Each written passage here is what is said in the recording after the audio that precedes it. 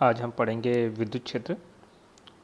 विद्युत क्षेत्र क्या होता है? जैसे किसी चुंबक के चारों तरफ चुंबकीय क्षेत्र होता है, उसी प्रकार किसी आवेश के चारों तरफ उसका क्या होता है? विद्युत क्षेत्र। लेकिन हमें कैसे पता लगेगा कि ये विद्युत क्षेत्र कितने क्षेत्रफल तक है, इसका एरिया कितना है? तो जैसे हम बात करते हैं, मान लीजिए एक जनरल एग्जांपल है, एक चुंबक है, ये इसका नॉर्थ और ये इसका क्या है? साउथ है। और यहाँ पे हमने एक दूसरा छोटा चुंबक लेके आया जिसका ये नॉर्थ ये साउथ है। पहले कितनी दूरी पे था? अनंत। जब ये इससे अनंत दूरी पे था तो इसके ऊपर कोई बल नहीं लग रहा था। लेकिन जैसे जैसे इस चुंबक को इसके समीप लेके आएंगे तो एक दूरी ऐसी होगी जिस पे ये चुंबक इस चुंबक के कारण क्या अनुभव करेगा? एक बल अनुभव करेगा। तो ये जो छोटा चुंबक है, इस बड़ी चुंबक के कारण जब अपने ऊपर बल अनुभव करना स्टार्ट कर देता है तो हम बोलते हैं वहाँ तक का जो क्षेत्र है वो क्षेत्र इस चुंबक का क्या कहलाएगा? चुंबकीय क्षेत्र कहलाएगा। तो ये हमने किसकी मापन कर लिया? चुंबकीय क्षेत्र के बारे में पता लगाया। इसी प्रकार से हम विद्युत क्षेत्र के बारे में पता लगाएंगे। यहाँ पे दो आवेश होते हैं। एक आवेश क्या होगा? Q, जिसके चारों तरफ क्षेत्र होगा तो इसको बोलेंगे आपके पास स्रोत आवेश। तो ये है स्रोत आवेश। एक होता है बहुत छोटा धनात्मक आवेश जिसको बोला जाता है परीक्षण आवेश। परीक्षण आवेश जो ये पता लगाएगा कि किस बिंदु तक विद्युत क्षेत्र है। तो हम क्या बोलेंगे? इस परीक्षण आवेश को जैसे जैसे हम स्रोत आवेश के समीप लेके आएंगे तो हमें एक बिंदु ऐसा प्राप्त होगा जिस पर ये परीक्षण आवेश या तो आकर्षण का बल अनुभव करेगा या प्रतिकर्षण का बल अनुभव करेगा। मतलब इस बिंदु पर इसने क्या अनुभव किया? बल। तो वहाँ तक का जो चारों तरफ का क्षेत्र होगा वो क्षेत्र ही क्या कहलाएगा? विद्युत क्षेत्र कहलाएगा। तो विद्युत क्षेत्र क्या होता है? परीक्षण आवेश को जब आप किसी अन्य आवेश या स्रोत आवेश के समीप लेके आते हैं तो एक ऐसा क्षेत्र आता है जहाँ वो अपने ऊपर आकर्षण या प्रतिकर्षण का बल अनुभव करता है। क्या कहलाता है? विद्युत क्षेत्र कहलाता है। ये विद्युत क्षेत्र है। एक आती है विद्युत क्षेत्र की तीव्रता। विद्युत क्षेत्र की तीव्रता, जैसे आपको पता है कि अगर मान लीजिए चुंबक छोटा है तो इसके चारों तरफ चुंबकीय क्षेत्र की तीव्रता भी क्या होगी? कम। और अगर चुंबक बड़ा हुआ तो इसके चारों तरफ की चुंबकीय क्षेत्र की तीव्रता भी क्या होगी? ज़्यादा। इसी प्रकार से विद्युत क्षेत्र की तीव्रता भी होती है। तो वो चीज़ की गणना हम किस प्रकार से करेंगे? हमने बोला कि ये परीक्षण आवेश है, कितना है? Q not. इसको लेके आए तो इसने अपने ऊपर क्या अनुभव किया? बल अनुभव किया। तो आपके पास Q नॉट आवेश ने कितना बल अनुभव किया? F। परीक्षण आवेश ने कितना बल अनुभव किया? F। तो इकाई आवेश पे कितना बल लगेगा? F बट्टे में Q नॉट। इकाई आवेश पे जो बल लगता है वही उस बिंदु पे क्या कहलाती है? आपके पास विद्युत क्षेत्र की तीव्रता। और विद्युत क्षेत्र की तीव्रता किससे रिप्रेजेंट करते हैं? E से। तो E इक्वल टू कितना हो गया? F बट्टे में Q नॉट।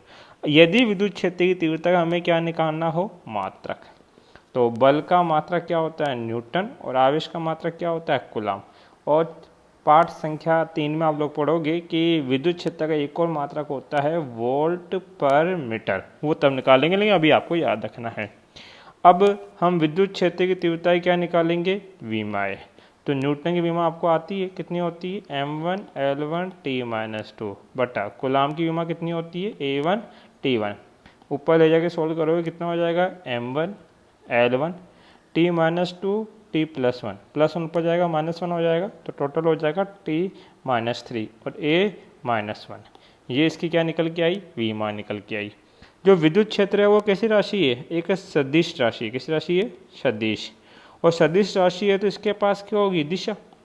देखिए आवेश दो होते हैं, एक तो पॉजिटिव और एक नेगेटिव। तो विद्युत क्षेत्र जो है वो जाता है पॉजिटिव से नेगेटिव। जैसे कि चुंबक दो होते हैं, दो ध्रुव रखता है, नॉर्थ और साउथ।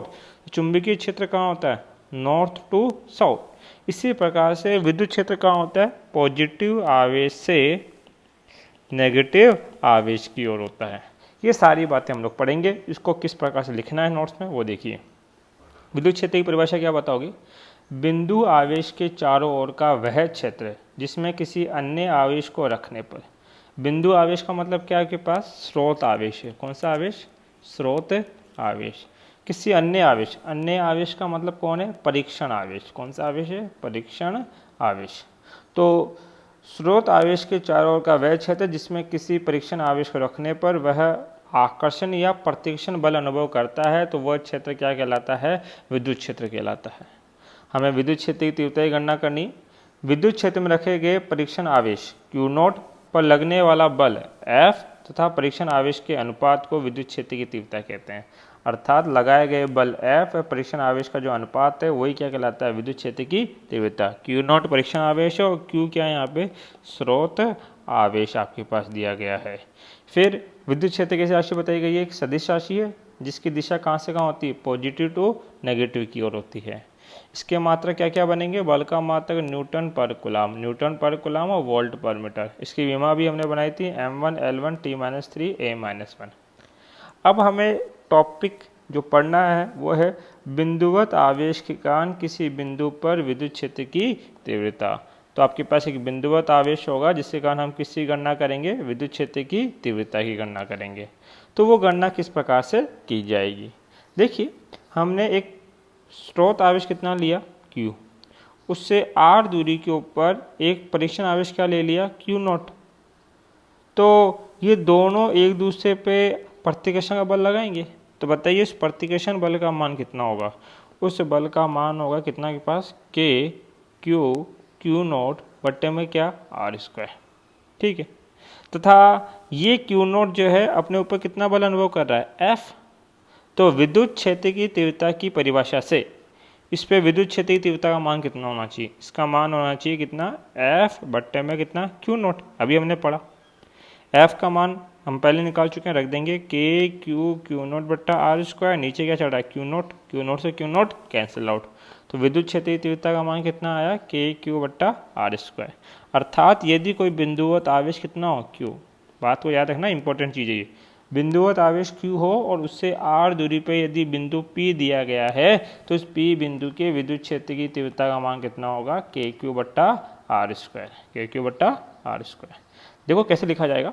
टॉपिक पूछेगा बिंदुवत आवेश के कारण किसी बिंदु पर विद्युत क्षेत्र की तीव्रता। एक स्रोत आवेश लेंगे, R दूरी पे बिंदु P होगा जहाँ पे क्या रखा होगा? परीक्षण आवेश। सबसे पहले कूलाम के नियम से बल निकालेंगे जो कितना आएगा? K Q Q0 बट्टा R²। फिर विद्युत क्षेत्र की तीव्रता की परिभाषा से विद्युत क्षेत्र की तीव्रता कितनी होगी? E = F बट्टा Q0। तो यहाँ F का मान रख देंगे K Q Q0 बट्टा R²। Q0 से Q0 क्या हो जाएगा? Cancel out. तो E का मान कितना आ जाएगा? K Q बट्टा R²। अब इसका सदिश रूप लिखना है तो ध्यान दे E बराबर कितना है? K Q बट्टे में क्या? R²। ये आपके पास दे रखा है। ठीक है। यदि इधर सदिश लगाएंगे तो देखो K तो कांस्टेंट है, सदिश नहीं बना सकते। Q एक अदिश राशि है। R क्या है? विस्थापन। और विस्थापन कैसा होता है? सदिश। इसलिए हम R के इकाई सदिश से गुणा कर देंगे। अर्थात इसको किससे गुणा कर देंगे? हम लोग R कैप से गुणा कर देंगे। तो इसका एक सदिश रूप हो गया। और क्या पढ़ सकते हैं हम लोग इसको?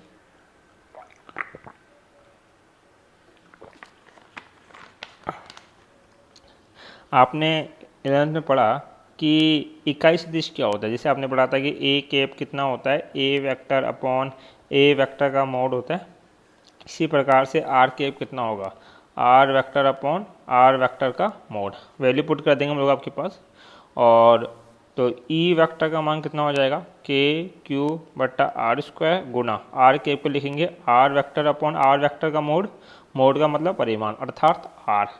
अब बताइए E वेक्टर का मान कितना हो जाएगा? K Q R वेक्टर बट्टे में R² गुना R कितना लिखा जाएगा? RQ। तो या तो सदिश रूप इस टर्म में लिखो, जब ऊपर R वेक्टर हो तो नीचे कितना आएगा? RQ। और यदि ऊपर R कैप और नीचे क्या आएगा? R²। ये याद रखेंगे।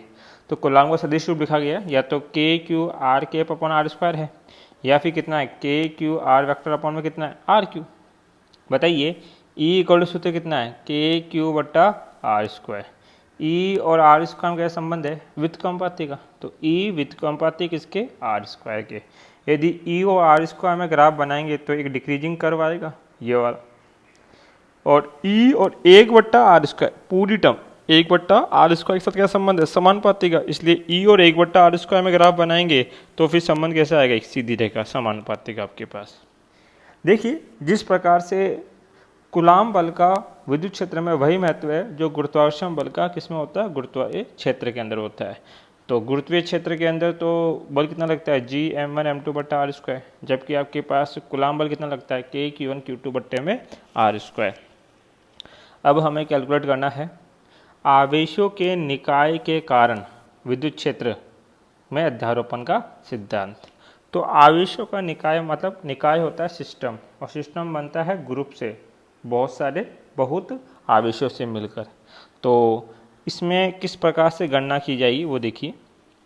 अभी आपने विद्युत क्षेत्र का सदिश रूप पढ़ा है, और सदिश रूप कितना होता है E vector equal to K Q R cap upon में क्या लिखा जाता है R²। ठीक है, आपने एक तल लिया, डेट इज X और Y तल आपके पास गिवन है।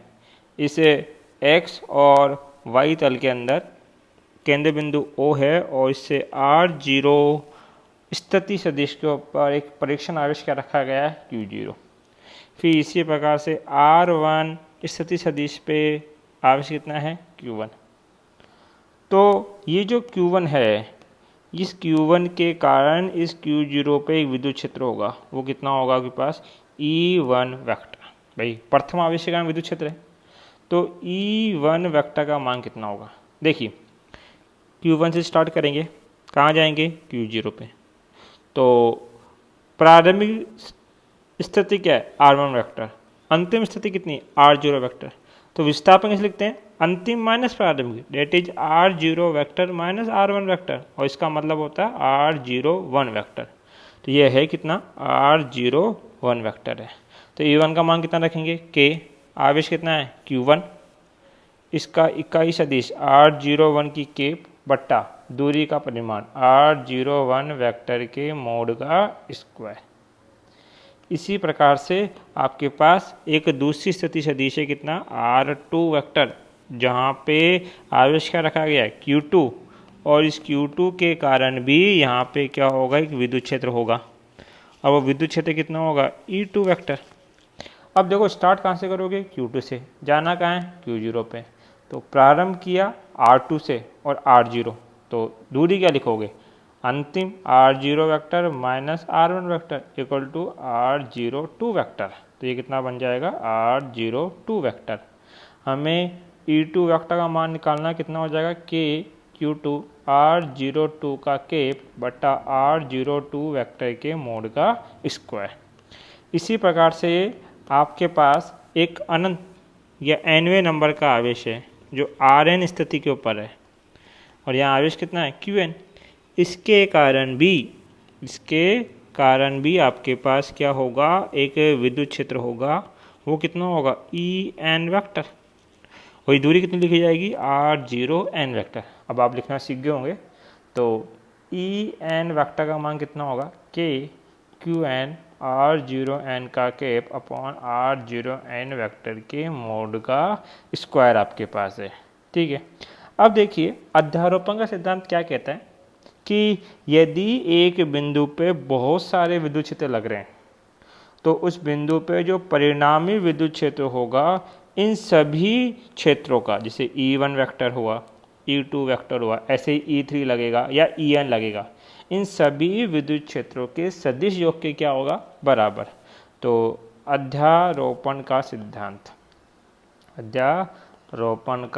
सिद्धांत क्या कहता है कि जो E नेट वेक्टर होगा वो सभी विद्युत क्षेत्रों के सदिश योग के क्या होगा तुल्य होगा। तो E1 का मान कितना निकाला था K Q1 आपके पास R01 का केप अपॉन R01 वेक्टर के मोड का स्क्वायर, प्लस E2 का मान किसने निकाला था K Q2 R02 का केप अपॉन R02 वेक्टर के मोड का स्क्वायर, और En का मान कितना था K Qn R0n cap upon R0n vector के मोड का स्क्वायर। ये कौन है आपके पास E नेट वेक्टर का मान चल रहा है। K सभी में कॉमन है, कॉमन निकाल लिया, क्या बचा Q1 R01 का केप अपॉन R01 वेक्टर के मोड का स्क्वायर, प्लस कितना आपके पास Q2 R02 का केप अपॉन R02 वेक्टर के मोड का square, dash Qn R0n cap upon R0n vector के मोड का स्क्वायर। देखिए इधर ध्यान से आपके पास इसको मिनिमाइज करके लिखना आपके पास, तो किस प्रकार से लिखा जाएगा के, तो एज इट इज ये टर्म, इससे अगली वाली टर्म और इसके लास्ट वाली टर्म, सारी टर्म क्या होना चाहती है, ऐड। और मैथमेटिक्स में ऐड होने का काम कौन करता है, समीशन। यहाँ पे एक वेरिएबल चल रहा है 1 देन 2 देन 3 देन n। तो एक वेरिएबल चल रहा है, उस वेरिएबल को क्या मान लेंगे i, जो कहाँ से स्टार्ट होता है 1 से, और i की वैल्यू कहाँ तक जाती है n तक आपके पास। तो वैल्यू क्या लिखी जाएगी इसको, q i R0i का केप अपॉन R0i वेक्टर के मोड का स्क्वायर। ये आया इसका मिनिमाइज फॉर्म, और यही क्या है आपके पास अध्यारोपण का सिद्धांत। देखिए किस प्रकार से लिखा गया है यहाँ पे अध्यारोपण सिद्धांत में। इस सिद्धांत के अनुसार किसी बिंदु पर बिंदु आवेशों के समूह के कारण विद्युत क्षेत्र की तीव्रता इस बिंदु पर प्रत्येक बिंदु आवेश के कारण तीव्रताओं के सदिश योग की क्या होती है, तुल्य। अर्थात यदि किसी बिंदु पर बहुत सारे विद्युत क्षेत्र लग रहे हैं, जैसे कि E1 वेक्टर लग रहा है, E2 वेक्टर लग रहा है, En वेक्टर लग रहा है, तो इस पर जो परिणामी विद्युत क्षेत्र होगा उन सभी के सदिश योग के क्या होगा, तुल्य। पहले क्या निकाल लिया, E1, E2 और क्या निकाल लिया, En। फिर अध्यारोपण सिद्धांत के अनुसार ई नेट वेक्टर कितना होगा, E1 plus E2 plus En।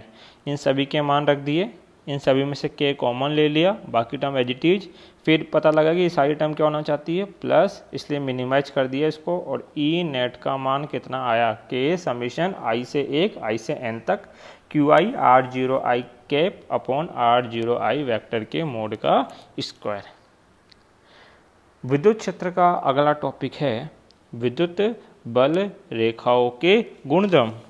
जो विद्युत बल रेखाएं होती है उनके अंदर कौन कौन से गुण होते हैं, कौन कौन से प्रॉपर्टी होती है, वो हमें पढ़ने हैं। जिस प्रकार से चुंबक के चारों तरफ चुंबकीय बल रेखाएं होती है लेकिन वो हमें दिखाई नहीं देती, इसी प्रकार किसी आवेश के चारों तरफ विद्युत बल रेखाएं होती है, वो भी हमें दिखाई नहीं देती। अर्थात ये जो विद्युत बल रेखाएं हैं वो कौन सी हैं, काल्पनिक हैं, फिर दिखाई नहीं दे रही। यदि दो आवेश हैं, एक पॉजिटिव है दूसरे क्या है, नेगेटिव, तो ये बल रेखाएं पॉजिटिव से निकलती हुई नेगेटिव तक जाती है, पॉजिटिव से निकलती हुई नेगेटिव तक जाती है। ठीक है, ये दूसरा गुणधर्म है कि विद्युत बल रेखा धनात्मक से निकलकर ऋणात्मक में क्या होती है, समाप्त होती है। और यदि मान लो ये समीप समीप नहीं हो, कि एक प्लस आवेश रखा है माइनस नहीं से समीप, तो क्या होगा, इससे विद्युत बल रेखा निकलेगी जरूर, लेकिन ये खत्म कहाँ होगी, अनंत पे। कहाँ खत्म होगी, अनंत पे। ऐसा तब होगा जब अकेला धनात्मक आवेश हो। अगर मान लीजिए अकेला ऋणात्मक आवेश है तो इसमें विद्युत बल रेखाएं अंदर जरूर जाएगी, विद्युत बल रेखा कहाँ जाएगी, अंदर की ओर जाएगी, लेकिन ये आ कहाँ से रही होगी, अनंत से आ रही होगी। ठीक है, इसी प्रकार मान लीजिए कोई विद्युत बल रेखा है, ये विद्युत बल रेखा है, इसके कुछ बिंदु आपने बता दिए, एक बिंदु ये रहा ए, और आपसे पूछा जाए कि बिंदु ए के ऊपर विद्युत क्षेत्र की दिशा बताओ, क्या बताओ, दिशा। तो हम क्या बोलेंगे, ये जो विद्युत बल रेखा है ये कर्व है, एक वक्र है, इसलिए इस वक्र पे एक स्पर्श रेखा बनाएंगे इस बिंदु पे, और ये स्पर्श रेखा इस बिंदु पे क्या बताएगी, उस बिंदु की विद्युत क्षेत्र की तीव्रता। मान लीजिए वो बिंदु आपने यहाँ बता दिया, तो स्पर्श रेखा इस प्रकार से बनेगी, तो इस बिंदु बी के लिए विद्युत क्षेत्र की तीव्रता इस दिशा में जाएगी जिधर स्पर्श रेखा होगी। तो क्या बताया गया है, विद्युत क्षेत्र रेखा पर किसी बिंदु पर, कोई भी विद्युत क्षेत्र रेखा है कि किसी भी बिंदु पर यदि आप क्या खींचते हो, एक स्पर्श रेखा खींचते हो, तो उस बिंदु पर परिणामी विद्युत क्षेत्र की दिशा को व्यक्त करती है। तो वो जो स्पर्श रेखा है वो इस बिंदु की परिणामी विद्युत क्षेत्र की तीव्रता को क्या करेगी, रिप्रेजेंट करेगी। एक महत्वपूर्ण बात ये याद रखनी है कि किसी एक बिंदु पर विद्युत क्षेत्र की एक ही दिशा हो सकती है, एक ही दिशा हो सकती है, मतलब कि एक बिंदु पे एक से ज़्यादा विद्युत क्षेत्र की दिशा संभव नहीं होती। अगला यही कंसेप्ट अगली प्रॉपर्टी में काम में आता है। मान लीजिए दो बल रेखाएं हैं, और ये दोनों बल रेखा यदि क्या कहा जाता है कि विद्युत कभी भी कोई भी दो विद्युत बल रेखाएं एक दूसरे को प्रतिच्छेदित नहीं कर सकती। क्यों नहीं कर सकती प्रतिच्छेदित? क्योंकि जो ये इनका प्रतिच्छेदन बिंदु है, कटान बिंदु है, इस कटान बिंदु पे दो स्पर्श रेखा खींच सकते हो, एक तो इस दिशा में और एक इस दिशा में। और स्पर्श रेखा किसको रिप्रेजेंट करती है? विद्युत क्षेत्र की दिशा को। अर्थात इस बिंदु पे कितने विद्युत क्षेत्र होंगे? दो, जो कि होना संभव नहीं है, क्योंकि एक बिंदु पे कितने विद्युत क्षेत्र हो सकते हैं? एक। इसीलिए कभी भी दो बल रेखाएं एक दूसरे को प्रतिच्छेदित नहीं कर सकती, अर्थात काट नहीं सकती। तो गुण क्या है? विद्युत क्षेत्र रेखाएं, विद्युत क्षेत्र रेखाएं आपके पास हैं। तो ये जो विद्युत क्षेत्र रेखाएं दे रखी है, क्या हो गया?